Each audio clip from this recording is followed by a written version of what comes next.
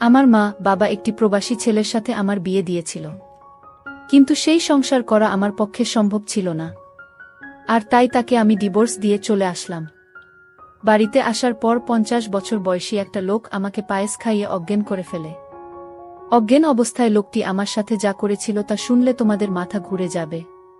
তাহলে মূল ঘটনাটি বলি।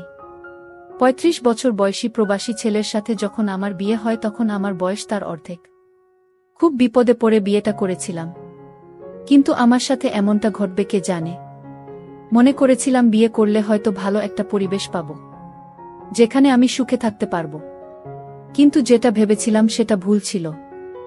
এক নরক থেকে মুক্তি পেয়ে আমি যে আরেক নরকে গিয়ে পড়েছিলাম এটা বুঝতে আমার 2 দিন সময় ও দরকার পড়েনি। স্বামী নামের একটা কীটের হাতে এসে পড়েছিলাম আমি। জানি না কোনো স্বামী তার সদ্য বিয়ে করা বুকে সবসময় গালিগালাজ করে, কিন্তু সেদিন কোনো অপরাধ না করেও আমাকে প্রচুর বকা শুনতে হয়েছিল। 20 দিনের ভয়াবহ দিন কাটানোর পর আমার স্বামী যখন বিদেশ চলে গেল তখন একটা দীর্ঘ স্বস্তির নিঃশ্বাস ফেলেছিলাম এই ভেবে যে অন্তত কারো বকা আর মায়ের খাওয়া লাগবে না। কিন্তু আমার ভাগ্য যে আমার জন্মের পর থেকেই আমার বিপক্ষে সেটা আমার মনে ছিল না। উনি যাওয়ার পর থেকেই আমার দেবর আর আমার নন্দের বড় ছেলে আমাকে খারাপ নজরে দেখতা। আমি বুঝতে পারছিলাম নন্দের ছেলে আমার সাথে কি করতে চায়। আমাকে প্রতিদিন বিভিন্ন বাজে কথা বলতো। আমার শাশুড়িকে জানালাম বিষয়টা, কিন্তু ওই যে রসুনের প্রত্যেকটার মুখ এক জায়গাতে থাকে, এরাও ঠিক তেমন। আমি অভিযোগ করার পর থেকে আমার উপর অসম্মানের মাত্রা বেড়ে গেল। সবচেয়ে বেশি আশ্চর্য হতাম যখন আমার নন্দের ছেলে আমার সাথে বাজে বকত। শাশুড়িকে জানানোর পর যখন কোনো কাজ হলো না সিদ্ধান্ত নিলাম আমার স্বামীকে বিষয়টা জানাবো, কিন্তু সেটাও হলো না। আমার ফোন কেড়ে নেওয়া হলো। আমাকে হুমকি দেয়া হলো যদি তার ছেলের কানে কিছু যায় আমার খবর খারাপ হবে। মুখ বুজে সহ্য করা ছাড়া আমার কোনো উপায় ছিল না। আমার জায়ের সাহায্য নিয়ে আমার স্বামীকে আমি সব জানালাম, কিন্তু তাতেও কোনো লাভ হলো না। উল্টো আমার স্বামী সুমন আমাকে দুশ্চরিত্রা বানালো, আর যত রকমের বাজে কথা আছে সব শুনিয়ে দিল আমাকে। সেদিন সারাদিন রাত আমি কান্না করেছিলাম। যে সংসারে স্বামীর কাছে বউয়ের কোনো মূল্য থাকে না সেই সংসারে থাকা আর না থাকা সমান। তবুও মুখে কুলুপ এঁটে অত্যাচার সহ্য করে যাচ্ছিলাম। এর মাঝে আমি আমার বাবার বাড়ির বেড়াতে যেতে চাইলে আমার শাশুড়ি আমাকে বলল, তুমি যদি এই বাড়ি থেকে এক পা কোথাও যাও তাহলে আমার ছেলেকে ডিভোর্স দিয়ে যেতে হবে। আমার পায়ের তলা থেকে মাটি সরে গিয়েছিল আমার শাশুড়ির কথা শুনে। বাপের বাড়ি যাওয়ার সাথে যে ডিভোর্সের সম্পর্ক আছে সেটা আমি প্রথম ওই বাড়ি থেকেই দেখেছিলাম। এভাবে 6 মাস কেটে যায়। এর মাঝে আমার বাবা, বড়ভাই বা সৎমা কেউ আমাকে একটাবারের জন্যও দেখতে যায়নি। আমার স্বামী মালয়েশিয়া থেকে বাড়িতে আসার সাথে সাথে আমাকে ডিভোর্স দিতে নিয়ে যাওয়া হয়। উনি আমার একটা কথাও শোনেনি। ওর মায়ের কথা শুনেই আমাকে ডিভোর্স দিতে নিয়ে যায়। আমার স্বাক্ষর হবার পর আমাকে বলে এবার কোথায় যাবি যা। আমার মোবাইল, কিছু টাকা, গহনাসহ যাবতীয় কিছু রেখে দেয় ওরা। শুধু স্যান্ডেল পায়ে সেদিন ওই বাড়িকে পর করে চলে এসেছিলাম। আর বারবার আল্লাহর কাছে বলেছিলাম, আল্লাহ আর কোনো মেয়ের সাথে যেন এমনটা না হয়। বিয়ের সময় ভেবেছিলাম কষ্ট হয়তোবা বিদায় করে দিয়ে বাপের বাড়ি থেকে চলে গেলাম, কিন্তু অভাগীর দিকে কষ্ট বারবার ফিরে তাকায়, তার পিছু ছাড়তে চায় না। তা না হলে কি আর আরও বেশি কষ্ট নিয়ে আবার বাবার বাড়ি ফেরত আসি। বাড়িতে ঢুকে যার সাথেই দেখা হয় সেই আমাকে অচেনা লোক মনে করে এড়িয়ে চলতে শুরু করে। একমাত্র আমার চাচি আমাকে জড়িয়ে ধরে কান্না করে আর আমাকে মেন্টালি সাপোর্ট করে। কিন্তু যাদের সাপোর্ট দরকার তারা যদি না করে তাহলে কি আর কষ্ট কমে? আমার ভাবির কাছে গেলাম, সে আমাকে বলল ভাইয়ের কাছে গিয়ে ক্ষমা চাইতে।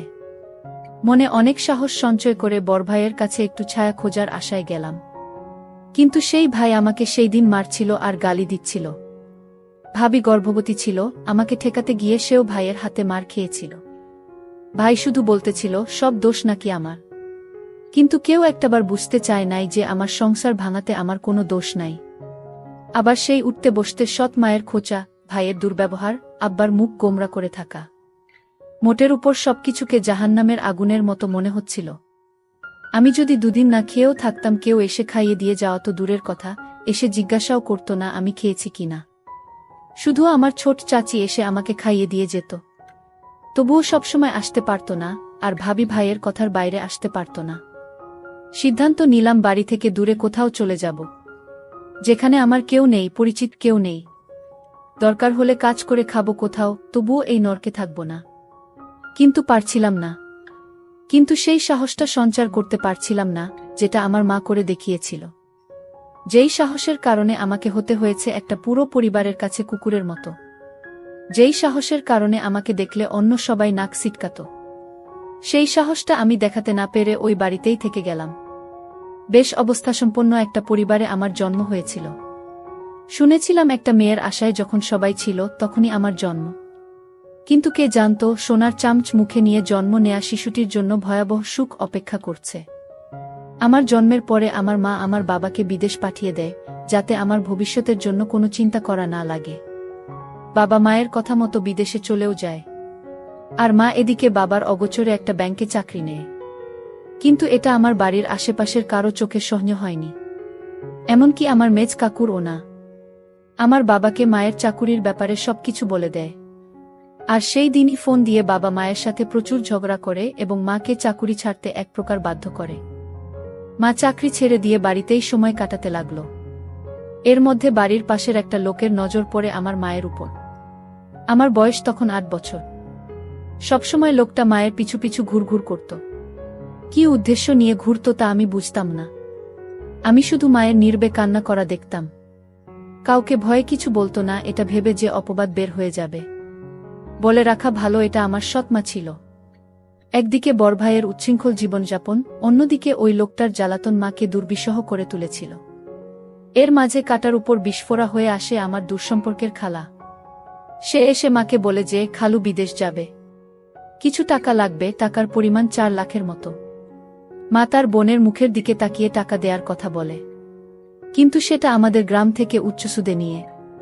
আর সেই সুযোগটাকেই কাজে লাগায় ওই বদলোকটা। আমার মাকে 2 লাখ টাকা ধার দেয়। হয়তোবা ভাগ্যে এমন ছিল, দুর্ভাগ্যবশত খালু টাকা ধরা খায়। সেটাই হয়ে যায় আমার মায়ের জীবনের জন্য সবচেয়ে বড় ভুল। সুদের পরিমাণ যখন বাড়তে থাকে তখন লোকটা সারাক্ষণ মাকে বলতো টাকা না দিতে পারলে আপনার মেয়েকে আমার সাথে বিয়ে দেন। লোকটার বয়স প্রায় 50 হবে। আর সেই লোক কিনা আমাকে বিয়ে করতে চায়। এক কথায় পরিস্থিতির ফায়দা লুটতে থাকল। হঠাৎ করে মা চেঞ্জ হতে থাকল। যেই মা আমাকে কোনোদিন বকা দিত না, সেই মা আমার গায়ে হাত তুলত যখন তখন।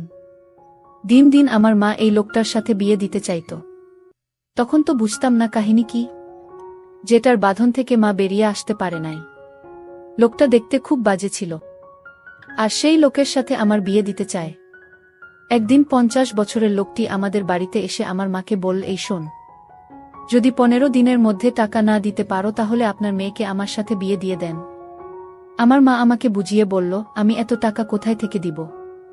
তুই বরং লোকটাকে বিয়ে করে ফেল, ওর অনেক টাকা পয়সা আছে, তুই সুখে থাকবি। তুই আর না করিস না মা। লোকটার বয়স হয়তো একটু বেশি। আমি মাকে বললাম, মা, আমি দরকার হয় মরে যাব, তাও ওই বুইড়া লোকটাকে বিয়ে করতে পারবো না। আমি মনে মনে সিদ্ধান্ত নিলাম আমি এই বাড়ি থেকে পালিয়ে যাব। কিন্তু পালিয়ে কোথায় গিয়ে থাকবো, কার কাছে যাব? কিন্তু আমি পালিয়েও যেতে পারলাম না। যেদিন ঘর থেকে পালাবার চেষ্টা করছিলাম, সেই দিন ঘর থেকে বাহির হওয়ার সময় মা দেখে ফেলে। তারপর আমার পিছু নেয়। আমি যখন একটা সিএনজিতে উঠলাম, আর সেই সিএনজিতে বসা ছিল সেই লোকটা যার সাথে আমার বিয়ে হবার কথা। লোকটার নাম শুনেছিলাম আকবর আলী। সেই আকবর আলী আমাকে দেখে ধরে ফেলে এবং বাসায় নিয়ে যায়। বলে রাখা ভালো যে মা এই 50 বছর বয়সী আকবর আলীর সাথে বিয়ে দিতে চাইছে। সে আসলে আমার আপন মা না, সে আমার সৎমা। আর সৎমা বলেই এরকম একটা 50 বছর বয়সী লোকের সাথে আমার বিয়ে দিতে চাইছে। তাছাড়া ঋণ পরিশোধ করতে আমাকে তার সাথে বিয়ে দেওয়া হচ্ছে। যাই হোক, আমাকে সিএনজি থেকে লোকটা ধরে বাড়িতে নিয়ে আসলো আর বলল, শোন, আমার কিসের অভাব? আমার সাথে বিয়ে হলে তোর সমস্যা কি? আমি লোকটিকে বললাম, দেখুন, আপনি আমার বাবার বয়সী, আপনি আমাকে এখান থেকে চলে যেতে দিন। আমি এখানে থাকব না আর আপনাকে বিয়ে করতে পারবো না। দরকার হয় মরে যাবা, তাও আপনার সাথে আমার বিয়ে হবে না। লোকটি আমার কথা শুনে আমাকে জোরে একটা তাপ্পড় মেরে বলল, এই মেয়ে, কি ভাবছিস তুই? আমার টাকার কি সুতা নাই? তোর মা যদি 1 সপ্তাহের ভিতরে টাকা ফেরত না দেয় তাহলে তোর অবস্থা খুব খারাপ হয়ে যাবে। হঠাৎ লোকটির ব্যবহার পরিবর্তন হতে শুরু করল। লোকটি বলল, শোন মা, আসলে আমি ভুল করেছি। তুই আমার মেয়ের মতো, আজ যদি আমার একটা মেয়ে থাকতো তাহলে আমি কি এরকম একটি লোকের হাতে তুলে দিতে পারতাম? লোকটির পরিবর্তন দেখে আমার মনের ভিতর সন্দেহর সৃষ্টি হল। লোকটি হঠাৎ এরকম পরিবর্তন হলো কেন? এই বিষয়টা নিয়ে আমি অনেক চিন্তিত হলাম। লোকটি আমার জন্য নিজ হাতে রান্না করে আমার জন্য খাবার নিয়ে এলো। আমি বললাম, আমি খাবো না, আমাকে এখান থেকে যেতে দিন, আমি এখানে থাকতে চাই না, এখানে আমার দম বন্ধ হয়ে আসছে। আকবর আলী তখন আমায় বলল, ঠিক আছে, তুই যেখানে যেতে চাস সেইখানেই তোকে যেতে দিব, কিন্তু আজ রাতটা আমার বাসায় থেকে যা। আমি কথা দিচ্ছি কাল সকালে আমি তোকে আর আটকাবো না, আমি তোকে বিদায় দিয়ে দিব। তুই যেখানে যেতে চাস সেইখানেই যাবি। আমার মনের ভিতর আরো সন্দেহর সৃষ্টি হলো, আজ রাত থাকার কথা বলছে কেন? কি হয় জানি না। আকবর আলীর বাড়িতে কেউ নাই। আকবর আলীর বউ মারা গেছে। তার একটা ছেলের সন্তান আছে, সে বিদেশে থাকে। আকবর আলী নিজে রান্না করে, মাঝে মাঝে বোয়া এসে রান্না করে দিয়ে যায়। আকবর আলী আমাকে বলল, মা, আজ আমি তোর জন্য নিজের হাতে পায়েস রান্না করেছি, একবার খাইলে বারবার খাইতে মন চাইবে। আকবর আলীর কথা শুনে আমি কিছুটা অবাক হলাম। যেই লোকটা শোধ খায়, আর সেই লোকটা আমাকে এভাবে নিজ হাতে রান্না করে খাওয়ানোর পিছনে অবশ্যই কোনো কারণ আছে। আকবর আলী আমার জন্য পায়েস নিয়ে এসেছে আর বলছে, নে মা, খেয়ে চুপচাপ ঘুমিয়ে পড়। আর যদি তুই পায়েসটা না খাস তাহলে আমার ভীষণ কষ্ট হবে। খেয়ে নে মা, আমি কথা দিলাম কাল তুই যেখানে যেতে চাইবি ঠিক সেইখানে আমি তোকে দিয়ে আসব। তাও তুই খেয়ে নে। আকবর আলী আমায় এমনভাবে বলছিল, আমি না খেয়ে পারলাম না। আমি আকবর আলীর নিজ হাতে তৈরি করা পায়েসটুকু খেয়ে নিলাম। পায়েসটা খাওয়া 30 মিনিট পর আমার শরীরটা কেমন জানি করতেছিল। শরীরটা অস্থির অস্থির লাগছিল। আমার কিছুই ভালো লাগছিল না। আমার চোখে কিছুটা ঝাপসা দেখতে লাগলাম। আমার মাথাটা জিমজিম করে ঘুরাচ্ছেছ। আমার কাছে মনে হচ্ছে পৃথিবীটা ঘুরতেছে। আমার এরকম অস্থির দেখে আকবর আলী জিজ্ঞেস করল, কিরে মা, কি হয়েছে তোর? যেই লোকটা 2 দিন আগে আমাকে তার ঘরের বউ হিসেবে দেখতে চায়, আর সেই আকবর আলী আমাকে নিজের মেয়ে বানিয়ে ফেল, এটা আমার কাছে কেমন জানি অদ্ভুত ব্যাপার মনে হলো। যাই হোক, পায়েস খাওয়ার পর থেকে আমার মাথাটা কেমন জানি ঘুরাচ্ছে, প্রচুর ঘুম পাচ্ছিল। আমি হঠাৎ বিছানায় শুয়ে পড়লাম। আমি ঘুমিয়ে পড়লাম। এরপর আমার সাথে যা ঘটেছিল তা শুনলে তোমাদের হুঁশ থাকবে না। আমি যেন অজ্ঞান অবস্থায় ঘুমিয়ে পড়লাম। আমার কোনো হুঁশ ছিল না। তারপর আকবর আলী আস্তে করে আমার রুমে আসলো আর আমার বিছানায় বসল। আকবর আলী এক অদ্ভুত আচরণ করল ঘুমের ঘরে। আমি স্বপ্নে দেখতে লাগলাম আকবর আলী আমার কাছে আসছে, আর আকবর আলীর হাতে বিশাল বড় একটা হাতুড়ি দিয়ে আমাকে মারতে আসলো। আর এই স্বপ্ন দেখে আমি বিছানা থেকে লাফ দিয়ে উঠে পড়লাম। উঠে দেখি রুমে কেউ নাই, তবে আমাকে কেমন জানি এলোমেলো লাগছে। মনে হচ্ছে আমার ঘরে কেউ আসছিল। আমি বিছানায় একটা ঘড়ি দেখতে পেলাম, আর সেই ঘড়িটি আকবর আলীর হাতে ছিল।